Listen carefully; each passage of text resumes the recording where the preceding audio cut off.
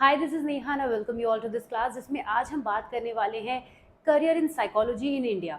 Specifically बात करेंगे कि इंडिया में हम टीचिंग की फील्ड में करियर कैसे बना सकते हैं in the field of psychology. तो आज का वीडियो हम स्टार्ट करते हैं, जिसमें हम बात करेंगे स्पेसिफिकली कि हम अपना करियर टीचिंग में कैसे बना सकते हैं, स्पेसिफिकली साइकोलॉजी में। और इंडिया में रहते हुए हमारे पास क्या जॉब अपॉर्चुनिटीज़ हैं, ये भी एक इम्पॉर्टेंट पॉइंट हो जाता है। क्योंकि बहुत सारे बच्चों को ये कन्फ्यूजन रहता है कि हम साइकोलॉजी सब्जेक्ट लेने के बाद सिर्फ और सिर्फ क्लिनिकल साइकोलॉजिस्ट बन सकते हैं या फिर काउंसलिंग कर सकते हैं, यही सारे ऑप्शंस होते हैं। लेकिन आज मैं एक सब टॉपिक की तरफ से बात करूँगी कि टीचिंग की फील्ड में साइकोलॉजी में आप कैसे जा सकते हैं, राइट। टीचिंग में कैसे जा सकते हैं। मैं खुद भी साइकोलॉजी की एक टीचर हूँ, तो मैं आपको बताऊंगी कि वो क्या नेसेसरी क्वालिफिकेशंस हैं जो आपको एक्वायर करनी होंगी। आपका टारगेट अगर शुरू से क्लियर है कि आप साइकोलॉजी में टीचिंग की फील्ड में जाना चाहते हैं, that's well and good. By any chance आपका ये मोटिव था कि आप क्लिनिकल साइकोलॉजिस्ट ही बनना चाहते थे, या फिर क्योंकि ये बहुत सारे बच्चों का जो है वो माइंड में फिट रहता है कि मुझे साइकोलॉजिस्ट बनना है। एक चीज़ यहाँ पे और मेंशन करना चाहूँगी कि जब बच्चे साइकोलॉजी पढ़ते हैं तो उन्हें ये भी नहीं पता होता है कि वो साइकियाट्रिस्ट बन सकते हैं या फिर साइकोलॉजिस्ट बन सकते हैं। तो यहाँ पे मैं क्लियर कर दूँ उनके इस डाउट को कि आप केवल और केवल साइकोलॉजिस्ट बन सकते हैं जब आप साइकोलॉजी के थ्रू अपना जनरल स्टडी करते हैं। मेडिसिन की स्टडी अगर आप नहीं कर रहे हैं तो आप साइकियाट्रिस्ट नहीं बन सकते, ऑलराइट। तो ये चीज़ भी यहाँ पे मुझे आपको क्लियर करनी है। तो अभी हम बात कर रहे हैं यहाँ पर क्या बात कर रहे हैं, देखिए पहले मैं इसको इरेज कर दूँ तभी मैं आपको समझा पाऊँगी, है ना, कि हमें टीचिंग में साइकोलॉजी में करियर कैसे बनाना है। क्लास 11th में आप साइकोलॉजी में ह्यूमैनिटी ऑप्शन चूज़ करते हैं। क्लास 11th में आप ह्यूमैनिटी लेते हैं, राइट। ह्यूमैनिटी स्ट्रीम में आपके पास साइकोलॉजी एक सब्जेक्ट होता है, अदर सब्जेक्ट्स भी होते हैं जैसे ज्योग्राफी, इकोनॉमिक्स, पॉलिटिकल साइंस, तो उसमें से एक सब्जेक्ट आपका साइकोलॉजी होता है। सिमिलर रहता है आपका क्लास 12th में भी। क्लास 12th में जब आप आते हैं तो आपका ह्यूमैनिटी स्ट्रीम चलती है, सेम सब्जेक्ट्स रहते हैं, तो इस तरीके से यहाँ पे सिमिलर हो जाता है। इसके बाद आपको करना है ग्रेजुएशन, जब हम टीचिंग की फील्ड में जाना चाहते हैं। यहाँ तक मान लीजिए आप साइकोलॉजी की फील्ड में टीचिंग में नहीं जाना चाहते, तब भी ये प्रोसेस सेम ही रहेगा। तो ग्रेजुएशन में आपके पास जो है वो साइकोलॉजी सब्जेक्ट एक सब्जेक्ट की तरह से हो जाएगा। साइकोलॉजी एज अ सब्जेक्ट आप एक मेजर सब्जेक्ट की तरह से इसको लेंगे, माइनर सब्जेक्ट में नहीं लेंगे। माइनर काफ़ी सारी यूनिवर्सिटी में एक माइनर सब्जेक्ट भी होता है, तो psychology as a major subject, main subject, you can say main subject की तरह आपके पास होना चाहिए। इसके बाद यहाँ तक तो स्टोरी एकदम सेम है। अब अगर मान लीजिए आपने ग्रेजुएशन तक साइकोलॉजी आपके पास है ही नहीं, यहाँ से एक केस बनता है, एक सीन ये बनता है, केस 1, जब ग्रेजुएशन में आपके पास साइकोलॉजी सब्जेक्ट नहीं है, राइट, साइकोलॉजी नहीं है। और दूसरा केस है जब ग्रेजुएशन में आप साइकोलॉजी कर रहे हैं, राइट, इसी को हम केस 2 कर लेते हैं, ठीक। ग्रेजुएशन में आपके पास साइकोलॉजी सब्जेक्ट है। दोनों ही केसेस में आपके पास चाहे सब्जेक्ट रहा हो या ना रहा हो, आप पोस्ट ग्रेजुएशन में साइकोलॉजी परस्यू कर सकते हैं। देखिए पढ़ाई यहाँ पे ख़त्म नहीं होती है। पोस्ट ग्रेजुएशन यानी कि हो गया एमए इन साइकोलॉजी। मैं एमए वर्ड इसलिए यूज़ कर रही हूँ क्योंकि अगर आपके पास ग्रेजुएशन में साइकोलॉजी रही है या फिर नहीं रही है, दोनों ही केसेस में आप एमए कर सकते हैं, एमए इन साइकोलॉजी कर सकते हैं। लेकिन अगर आपके पास ग्रेजुएशन में बीएससी आपने साइकोलॉजी से किया, ध्यान से समझिएगा इस चीज़ को, अगर आपने ग्रेजुएशन में आपने बीएससी साइकोलॉजी अगर आपने किया है, तभी आप पीजी में एमएससी साइकोलॉजी ले सकते हैं। ये एक इम्पॉर्टेंट पॉइंट है, आपको पता होना चाहिए। अदरवाइज आप एमए इन साइकोलॉजी तो कर ही सकते हैं। इतनी चीज़ें आपको क्लियर हो गई होंगी कि हमने यहाँ पे क्लास 11-12 में लेने के बाद साइकोलॉजी को एक मेजर सब्जेक्ट की तरह से लिया और पोस्ट ग्रेजुएशन तक हमें उसको लेके जाना है, ऑलराइट। इसके बाद हम बात करेंगे कि अब हमें आगे क्या करना है। ये तो हमारा क्लियर हो गया कि हमें यहाँ तक जो है साइकोलॉजी से स्टडी करनी है। अब बात आती है टीचिंग की। टीचिंग के लिए एक मैंडेटरी डिग्री होती है जिसे हम कहते हैं बीएड, और अब तो डीएलएड के नाम से भी चल गया है, डीएलएड भी एक कोर्स होता है। तो बीएड या फिर डीएलएड जो है वो आपको उसमें करना है, okay. BEd bachelor in education, और डीएलएड, डीएलएड होता है डिप्लोमा इन एलिमेंट्री एजुकेशन, ठीक है।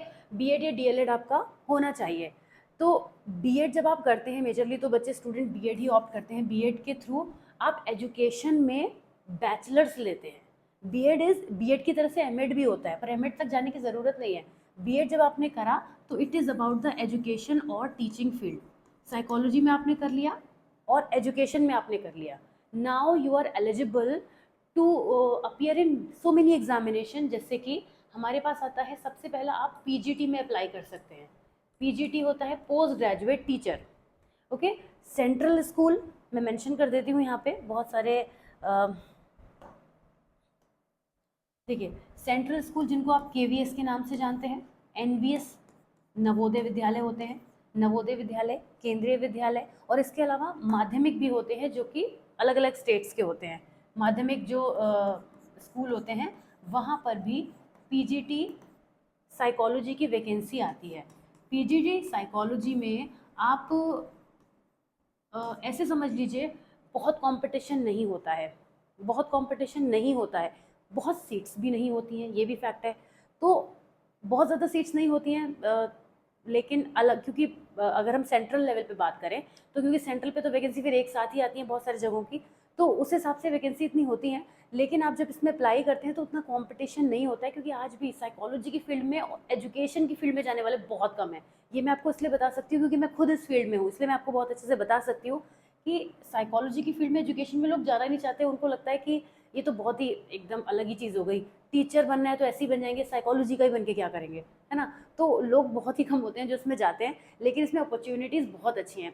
आप जब साइकोलॉजी की पीजीटी के एग्ज़ाम को क्वालिफाई करते हैं, देर आर सर्टेन वेज जिसमें इंटरव्यू होते हैं, कुछ ऐसा भी है जिसमें नहीं होते हैं, तो आप उसके थ्रू पीजीटी यानी एक टीचिंग की फील्ड में साइकोलॉजी में जा सकते हैं। अब हम यहाँ से एक और बात कर लेते हैं कि मान लीजिए हमें ये सब नहीं करना, हमें बीएड नहीं करना और हमें सिर्फ हमारे पास ग्रेजुएशन में साइकोलॉजी है, तो हम क्या करें। अब हम क्या कर सकते हैं यहाँ से, और हमें जाना भी टीचिंग की फील्ड में है, टीचिंग की फील्ड में जाना है, टीचर नहीं बन रहे हैं हम, राइट। हमारे पास मान लीजिए बीए साइकोलॉजी है, ठीक है, आपने किया हुआ है बीए साइकोलॉजी, तो अब हम क्या कर सकते हैं, हम क्या बन सकते हैं टीचिंग की फील्ड में, हम क्या बन सकते हैं।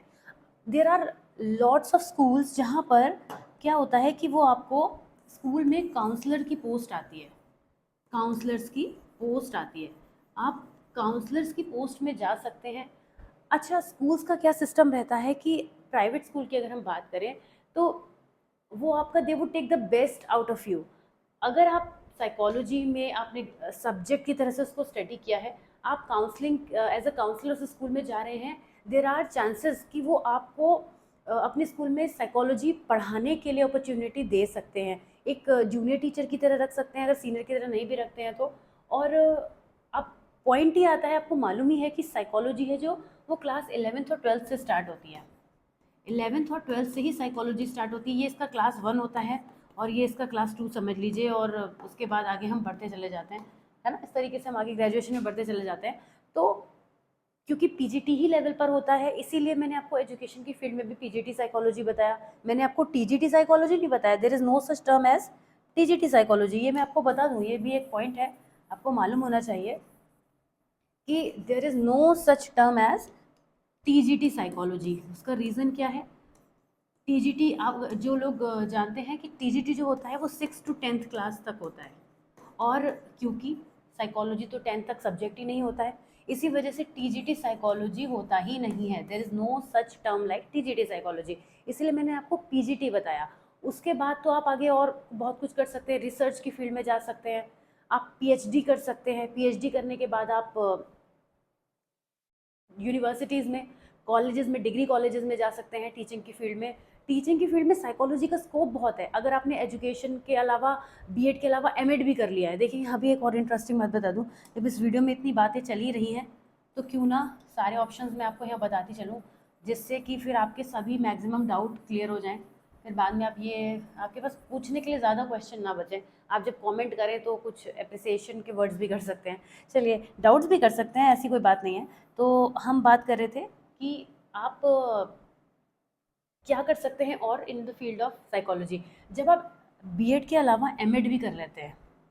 ओके, मान लीजिए आपने बीएड तो कर ही लिया है, अब आपने एमएड भी कर लिया, ठीक, एमएड तो कर ही लिया, साइकोलॉजी में आपके पास डिग्री है, एमए साइकोलॉजी आपके पास है, अब आप क्या कर सकते हैं, एमए साइकोलॉजी करने के बाद आपको डिफरेंट डिग्री कॉलेजेस में जो आपके जहाँ पर ग्रेजुएशन पढ़ाया जाता है, डिग्री कॉलेजेस उन्हीं को कहते हैं, ऑफ कोर्स आपको पता ही होगा, ये कोई बताने की खैसियत बात नहीं है, लेकिन डिग्री कॉलेजेस में आपको as a teacher, as a assistant professor की पोस्ट पर रखा जा सकता है।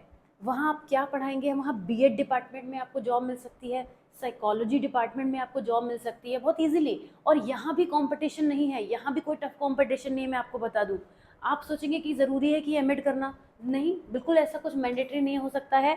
आपने अगर आपने इसकी जगह पे पीएचडी की हुई है, एमए की बात करेंगे ऑफ कोर्स पीएचडी, तो फिर एमए का लिखने का कोई तुक नहीं बनता है ना।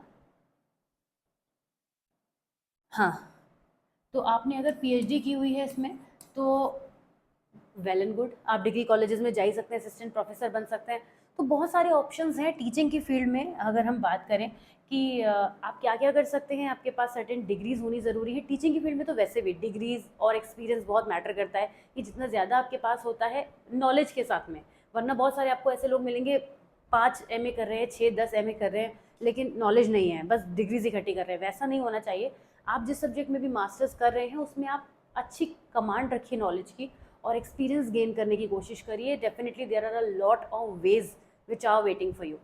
तो कैसा लगा आपको ये वीडियो, कमेंट्स में ज़रूर बताइएगा। और किस टॉपिक पर आप करियर में साइकोलॉजी में स्पेसिफिकली जानना चाहते हैं, ये भी ज़रूर मेंशन कीजिएगा कमेंट्स में। और कोई डाउट एंड क्वेरी अभी भी बची हो, जो यहाँ पॉइंट ना डिस्कस हो पाया हो, आपको लगता हो आपकी तरफ से कोई क्वेश्चन है, तो उसे भी कमेंट्स में ज़रूर मेंशन कीजिएगा, and I try to make the video on the same topic again.